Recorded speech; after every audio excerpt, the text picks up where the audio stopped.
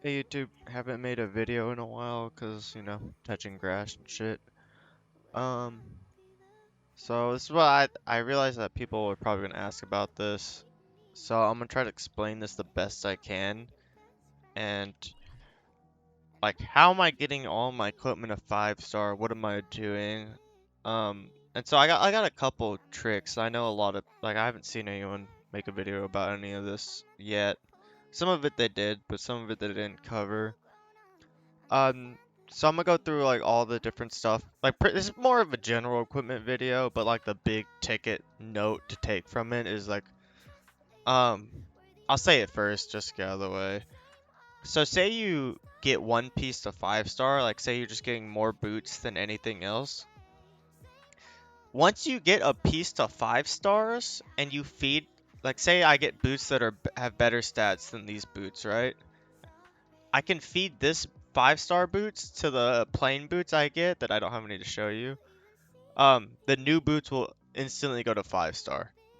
You won't lose any experience. You won't gain any experience. It'll level the boots, the new boots you got, to whatever star level that the current ones are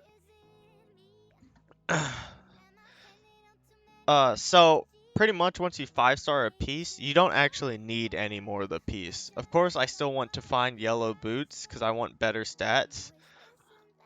But for all the like grays, greens, and like blues and purples, I don't actually need more of those colors for boots. So the big ticket trick I know a lot of people haven't mentioned yet is you can recycle equipment for crystals. Now, the crystals and like what you get from recycling actually gives you less experience.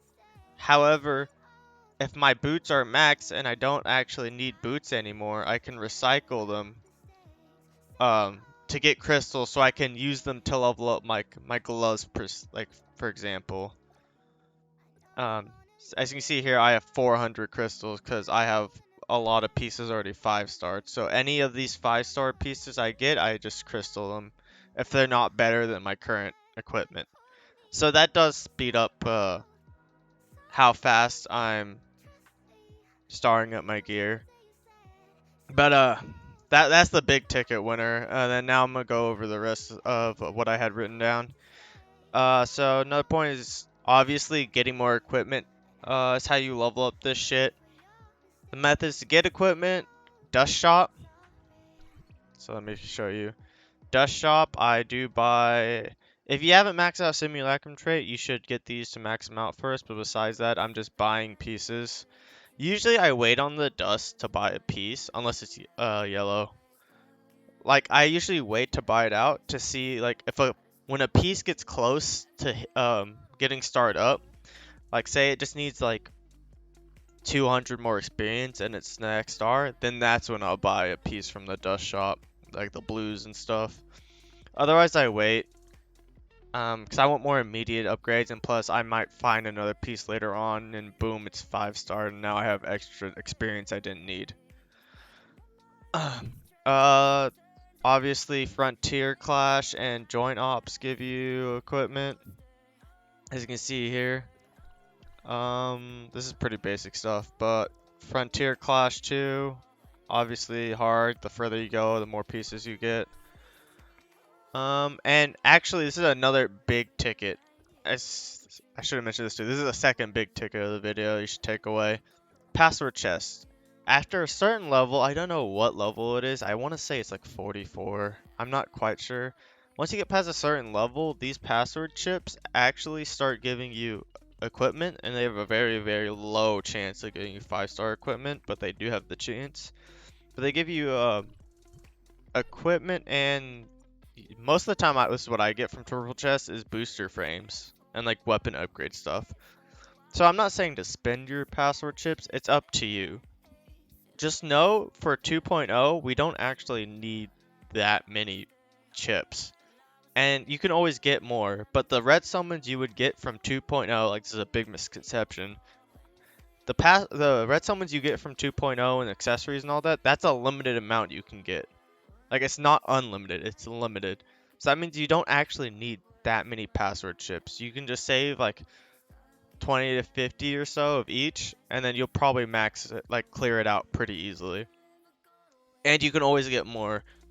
So even if you don't save, it's not the end of the world. Hence why I'm not saving, because I want the more immediate upgrades, and I need the materials and everything else. Especially with me, because I'm pushing ranking and Bygone and stuff. I think I'm ranked like 9 right now on my server. They aren't better than your current equipment, then you can cycle them to your crystals. Yep. Okay, what makes a good equipment piece? So let me pull up a picture for this one. I saw someone had a piece that was perfect. Okay, so the only pieces that can actually get crit are your boots, or sorry, your boots and your gloves. These are the only two pieces that can give you crit on the random stats. So for those two pieces, if you're like, say you're a Volt attacker, like you have a mono Volt team, this would be your ideal stats: crit, attack, your element of your choice, and HP. And then ideally, all of your rolls from starting up go into crit, attack, or Volt attack, any of those. And the reason I say to use HP instead of a resistance or something is because HP is the stat that gives the most gear score. So the HP is just there to buffer your gear score. I'm pretty sure crit and attack can still give like the same amount. But HP is better than resistances because the resistances are like niche versus HP you always have. Of course, you don't want like whenever you start up your gear, you don't actually want any of the rolls to go into the HP. You want them to go into the actual damage stats. However, on boots and gloves, these are the perfect stats. And how it changes for the rest of the equipment that don't get crit is you only have to care about trying to get attack and the element of your choice. So say for example my pants, these are actually absolutely perfect pants if I was a Volt attacker. What this is all 5 of my rolls actually went into Volt attack, which is insane. That's actually insane luck. And you'd be like, how can I tell? I just see 1,000 attack and I just know it's a lot. I'll have this linked. Let me pull it up. I'll have this linked in the description. This is not mine. This is Sova. Is one of the data miners. You can't really see. There it is. So this is the pie chart with the joint operation drop rates, the Bygone loot by level, and then right here in the middle one, this is your armor random stats RNG. So what this tells you is the initial value. So like here on the right or left, you can see the equipment. It's just telling you legendary armor stat. So say I want to know what's the initial value for attack. Oh, attack 52. Yep, 52. So I didn't get any rolls into that. HP 4,000. Okay, yep, I didn't get any rolls into that. All resistance, elemental resistance 215, 215. And then obviously elemental attack 69. That is not 69. So I know, okay, it landed rolls into that. So what minimum and maximum upgrades are. So every time you do one of your star upgrades and it lands on a stat, so elemental attack for example, the lowest amount of attack it'll give you for that 1 star is 93, but the highest you can get off of 1 star upgrade for attack specifically is 234. Now, of course, as you see, elemental attack is higher. I don't know the specifics of how elemental attack is weighed on the like for skills and damage and stuff, so I can't say which one you want more, to be honest. How I'm running it is it's like as long as it lands one of these 3 stats, I don't care. I'm happy because it's already hard enough to try to get ideal stats. So right now, pretty much what I'm doing is as long as it lands one of these 3, I'm happy. I don't care. So yeah, as you can see, this is pretty much what an ideal will look like. This and this is what it should look like for a piece that can't get crit.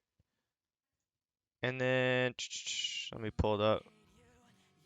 And then if it can get crit, this.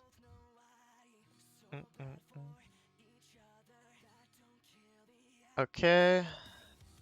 So I'll have that Excel sheet linked in the description. HP, blah blah blah. HP I covered. Okay, so why do you only want to go one element? So, okay, we'll use these pants for example. As you can see, it gives 1,000 attack, and it's telling me ineffective stat. What does that mean? Is that I'm not actually getting that 1,000 attack because I'm a whole frost element team. So none of my weapons are getting that attack. But let's say, do I have a Samir? There we go. But if I put on a Volt weapon, boom, I have one weapon in that getting that attack. So what that means is for every weapon that I have that's Volt on my team, I would get 1,000 more attack, is essentially. So if I have 3 Volt weapons, that's 3,000 attack. It's not only 1,000. That means I'm getting a total of 3,000. However, if I had spread them out to different, like 3 different element weapons, and I had upgrades into all 3 elements, actually, I had, this one's for example. What this is I would only be getting 500 plus 69. So that's what? 589? It's a lot lower, which is like, it's a bad example, but you should be able to understand what I'm trying to say. Is that if you're going spreading out your elements, you're actually losing out on a lot of attack. And then what you're also losing out is, let me switch back to my original team. Here we go. This frost resonance increases frost attack by 15%. So any weapon that's not the element of this elemental resonance, you would actually be losing out on attack. And yes, I know there's resistances in this game, and some content have resistances and whatnot. Honestly, I am full frost attack, and if I run into a, like say like Frontier Clash is frost for the week, well, I'm just shit out of luck. I genuinely don't care, nor am I going to switch my teams. I know some super whales out there are going to have multiple teams with multiple elements. I genuinely don't care. I'm not going to build multiple teams. And I just smoke the L, and I'm like, hey guys, it's frost resistance this week. I'm useless. I need some carries. And then like whenever we do our extra try hard runs with like all the best of the best of the guild, I sit out. I know personally if it's frost resistance, I'm useless. I'm pretty much a free to play. No offense to free to plays. So do with that information as you will.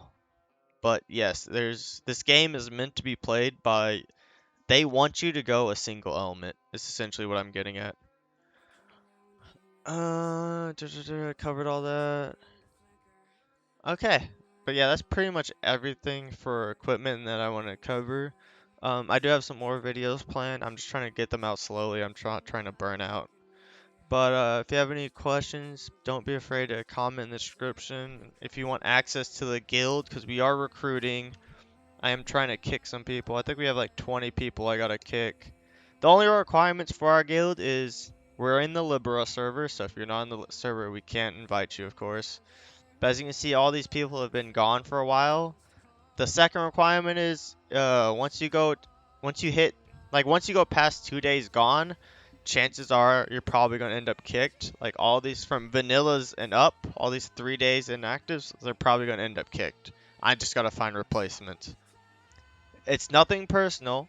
The general rule of thumb is hit 3 days inactive, you're probably getting kicked. No big deal. Enjoy your break, touch grass, and whenever you come back, just message me or on any of my deputies, and you'll just get reinvited. So nothing personal. And then if anyone else that's not in the guild and you're on Libera seeing this, don't be afraid to stop by my Twitch. I'll have it linked in the description too, and just ask me real quick, and then I can shoot you a message. Or you can just add me as a friend in game. That works too. Let me pull up my character sheet. There you go.